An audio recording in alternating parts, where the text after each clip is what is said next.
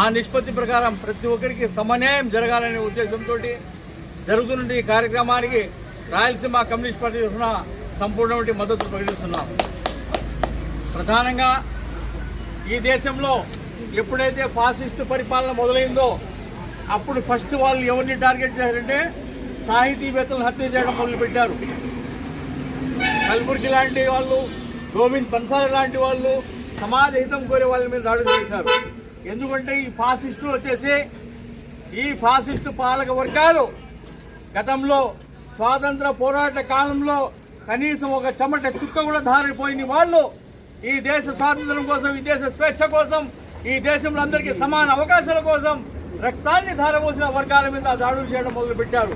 ఎందుకంటే వీళ్ళు బ్రిటిష్ పాలకుల బానిసలు కాబట్టి, బ్రిటిష్ వాళ్ళ దత్తపుత్రులు కాబట్టి వీళ్ళు ఎవరైతే బ్రిటిషులకు వ్యతిరేకంగా పోరాటం చేశారో ఆ వర్గాలకు వ్యతిరేకంగా దాడులు చేస్తున్నారు. మరి ఆ సాహిత్యవేత్తలను చంపడం మొదలుపెట్టి తర్వాత కమ్యూనిస్టులను దాడులు చేశారు.